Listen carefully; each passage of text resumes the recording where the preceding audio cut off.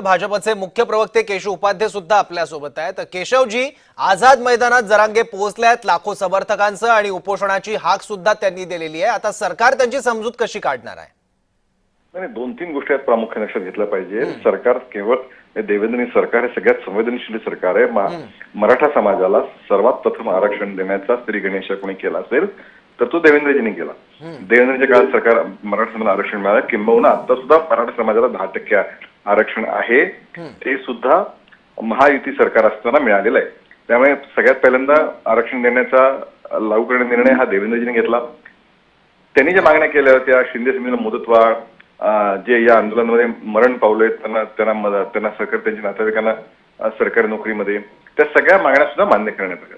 आता प्रश्न असा आहे की ओबीसी मधूनच आरक्षण मिळावं अशी त्यांची मागणी आहे। आता या मागणीवरती बाकी तीन पक्षांचं काय मत आहे हे पण एकदा जरांगेंनी त्या तीन पक्षांना विचारलं पाहिजे, उद्धव ठाकरे, शरद पवार आणि काँग्रेसला। कारण मराठा समाजाच्या ऐतिहासिक मूक मोर्चाला मुका मोर्चा म्हणण्याचा कृतज्ञपणा याच उद्धव ठाकरेंच्या पक्षाच्या मुखपत्रांनी केला होता। शरद पवार तर आता आरक्षणाचा मुद्दा नको हे म्हणत होते। त्याचबरोबर काँग्रेसने तर मराठ्यांचा उपयोग केवळ मतपेढी म्हणून केला। त्यामुळे भारतीय जनता पार्टीची भूमिका स्पष्ट आहे की ओबीसी समाजाच्या आरक्षणाला धक्का न लागता मराठा समाजाला आरक्षण मिळालं पाहिजे, ते दिलं गेलंय, ते टिकलं पाहिजे, यासाठी सगळी कायदेशीर तयारी सुरू आहे। पण या तीन पक्षांनी आता उत्तर स्पष्ट करण्याची गरज आहे। केशव उपाध्ये, मला एक सांगा, ओबीसी व्यतिरिक्त मराठा समाजाला आरक्षण दिलं जाऊ शकतं का, हो किंवा नाही? आता ऑलरेडी 10% आरक्षण दिलं गेलं। म्हणजे माहितीसाठी जी आर हवं तर मी तुम्हाला शासकीय आदेश नाही, तो आहे, पण त्यावर जरांगे समाधानी नाही आहेत। माझं हे म्हणणं आहे की मग सरकार जरांगेंना कन्व्हिन्स कसं करणार आहे, कोण बोलणार आहे सरकारकडून? केशवजी, माझा आवाज येतोय तुमच्यापर्यंत? हो, मला आवाज येतोय। माझा आवाज येतोय तुम्हाला? यस, बोला बोला। सरकारच्या वतीने नक्कीच संवादावर सरकार तयार आहे।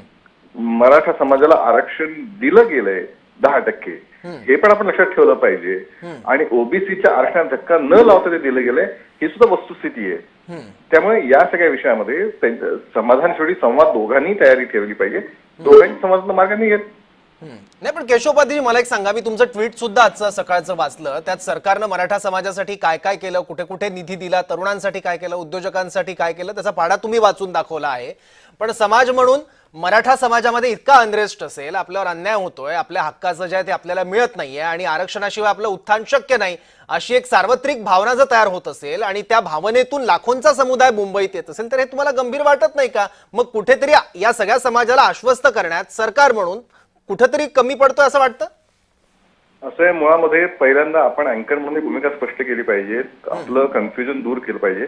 आपण माध्यमात 24 तास असूनही आणि सतत अपडेट असूनही जर आपल्या समजामध्ये काही कमी होत असेल तर मला वाटतं नाईलाजाचा विषय, म्हणजे किती वाईट अवस्था असेल। मराठा समाजाला या क्षणाला 10% आरक्षण दिलेलं आहे। त्या आरक्षणाच्या आधारे अनेक जागा भरल्या गेल्या, मुलांना ह्याच्यामध्ये शाळा कॉलेजमध्ये प्रवेश मिळाले। ती वस्तुस्थिती हवे तर ती आकडेवारी नंबर 1। केशव उपाध्ये, मी डिनाय करतच नाहीये, पण समाजाची भावना का नाही आहे, समाजापर्यंत ते का जात नाहीये, समाजाच्यामुळे कन्व्हिन्स का होत नाही, हा माझा तुम्हाला प्रश्न आहे। गौरवजी, एक मिनिट, पहिल्यांदा अँकर म्हणून तुम्ही तुमची भूमिका चोख आणि स्पष्ट मांडली पाहिजे। तुमचा रेकॉर्डिंग काढून बघा, मराठा समाजाला आरक्षण मिळालं पाहिजे अशी भावना मराठा समाज आहे, हे वाक्य तुमचं आहे। ज्यावेळी समाजाला आरक्षण ऑलरेडी मिळालेलं आहे ही वस्तुस्थिती आहे।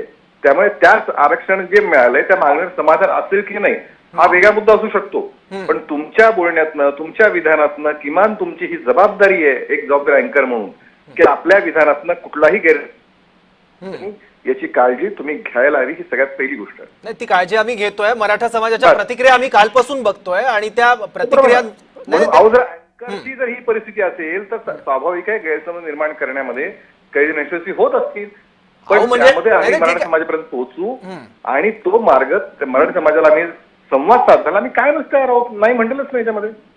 बरोबर। नाही केशव उपाध्येजी, माझा मुद्दा तुम्हाला नीट नाही कळलाय। माझं म्हणणं हे आहे की सरकार म्हणून तुम्ही अतिशय काही स्तुत्य उपक्रम, योजना आणि वेगवेगळे निधी सुद्धा मराठा समाजाला दिलेले आहे, आरक्षण सुद्धा दिलेलं आहे, पण माझं म्हणणं हे आहे की तरी सुद्धा एक अनरेस्ट दिसतोय, हे तुम्हाला मान्य आहे का? समाजामध्ये लाखोंचा मोर्चा जर मुंबई धडकत असेल तर एक अनरेस्ट आहे, हे मान्य आहे का तुम्हाला?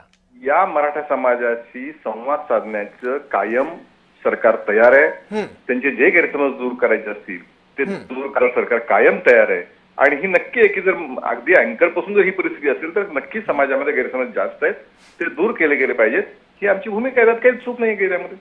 ठीक आहे. केशव उपाध्यायजी धन्यवाद आपल्या प्रतिक्रियेबद्दल. तर भाजपचे मुख्य प्रवक्ते केशव उपाध्याय आपल्या सोबत होते आणि या संदर्भात सरकार नक्की तोडगा काढेल. मराठा समाजाला, जरांगेंना आश्वस्त करू, त्यांच्याशी संवाद साधू आणि काहीतरी सुवर्ण मध्य काढू अशी प्रतिक्रिया केशव उपाध्याय यांनी दिलेली आहे. मनोज जरांगेंकडून शांततेचं आवाहन देखील मराठा बांधवांना केलं गेलंय. आझाद मैदानात भगवं वादळ येऊन धडकलेलं आहे. उपोषणाची हाक जरांगेंनी दिली आहे.